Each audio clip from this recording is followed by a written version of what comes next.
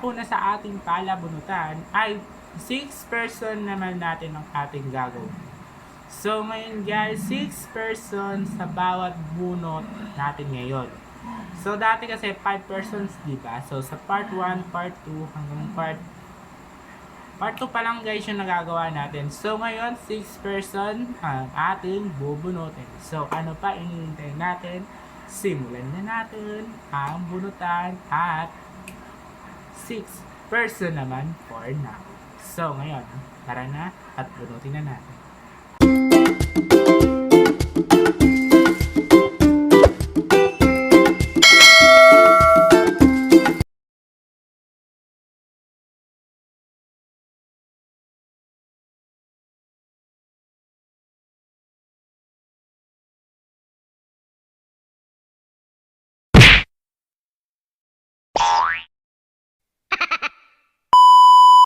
Hi guys, it's me Tyler J.S. Resites and welcome back to another vlog.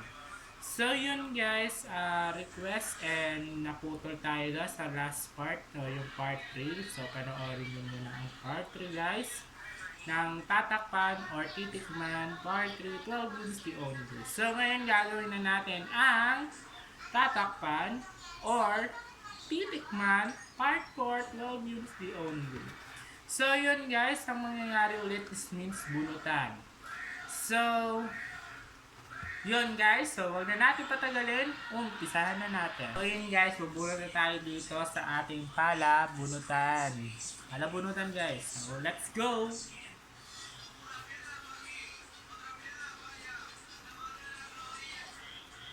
Ito na guys, ay! So napakatagal ano. So eto na guys. Oh. Kurt Sibilia. And guys, so ayan. So kung ano siya, it means tatakpan lang siya guys. Kasi guys, best friends in touring ko sa kanya. So hindi naman yung susuplado naman ako minsan sa kanila pag activity ng groupings. Ang groupings kasi guys is means leadership ang gagawin ko kasi sa kanila. Minsan pinag-iipuitan ko sila kasi kung kailangan nyo ipasa to, kung hindi, wala. Dami pong grupo. So yun guys, kaya tatakpan lang siya guys kasi best friend. And ka-group mates ko kasi siya sa community engagement. So yun guys, kaya tatakpan kasi yun nga, best friend lang talaga ituring ko sa kanya. At hindi naman ibang tao sa kanya yung sinasabi ko din para sa kanya ng lahat yun. Para maipataas yung grades nila sa guys sa darating na ating card day. So yung card is pagkatapos ng semester na to. First semester, siguro, yun. So yun guys, so balik tayo sa ating palabunutan. Guys, ito na yung palabunutan natin. So bunot na tayo. So, Diyos ko Lord, huwag muna sana siya. Ayoko pa siyang mabunot. Oh, Joshua Paviliar, Reyes Paviliar. So, yun guys. Tatakpan. So, syempre guys, best friend din yung turing ko sa kanya. Yan, medyo naano ako sa kanya guys. Yung, diba? Kunwari, medyo may napipikon lang ako minsan sa kanya. So, kaya tatakpan kasi best friend ko din kasi yung bitat niya minsan. So yun guys, tatakpan kasi ayoko din siya kasi ma-hurt. Baka matikman, hindi pwede yun, charot. So yun guys, kaya ko siya tatakpan kasi it means best friend nga talaga ituring ko sa kanya. Wala nang iba at hindi pa nag-iiba. So nung grade 11 kasi kami, nung first day of the school, medyo hindi ko siya kilala kasi tiga-bakod ako. Siya, tiga-kamting niya talaga. So, yun guys, nung kaunting so, nagkasundo na kami agad. So, kaya tatakpan is means best friend. So, yun guys, balik na tayo sa ating palabunutan. So, yun guys, ito na ang ating palabunutan at bumunot na tayo. So, ang nabunot ko, charot. Oh. Ah, Jiro have bien. So, kung ano naman, tatakpan. Ayoko nung ugali nyo minsan. Yung, medyo lang naman. So, tatakpan kasi ayoko nung pinamedyo na pag-aanuhan tayo, na paghahalataan ng tatakpan. Kasi imbes na tikman, baka pumunta lang tayo doon sa mali siyang gawin siya sa sarili niya. So, kaya tatakpan ko na lang siya guys. Kasi, di ba, yung ano lang yun. So, minsan, nakikipagbiroan ako sa kanya. Minsan, hindi naman. So, yan guys. Kaya ako siya tatakpan kasi best friend lang talaga ituring ko sa kanya. At wala nang iba.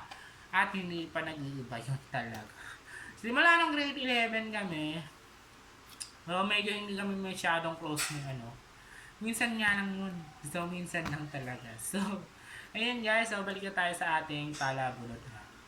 So guys, ito na ang ating palabunutan. So, bumunot na ulit tayo.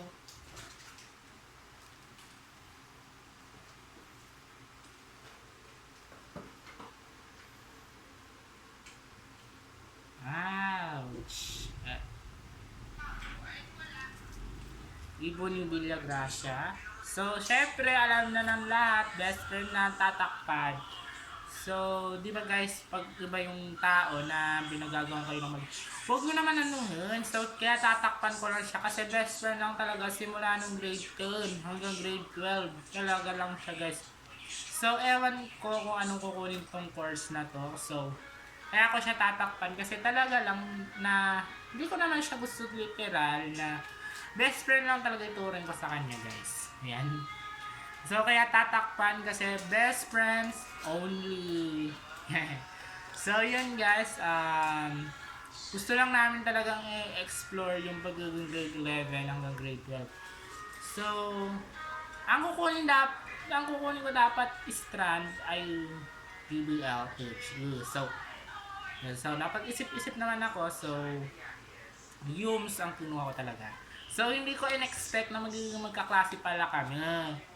Simula nung grade 10, kasi grade 10 kami gumraduate ng July 10, 2023, tama ba ako? So, ayun lang guys, kaya tatakpan kasi simula nung grade 10, hindi siya talaga tumantan at hindi nga ako iniwanan hanggang tulo ng aming friendship. So, yun guys, so balik na tayo sa ating palabunutan. Ito na guys yung palabunutan na. So, sino kaya? Sino kaya? Kaya ata magpabunot guys. Ito na. Charot.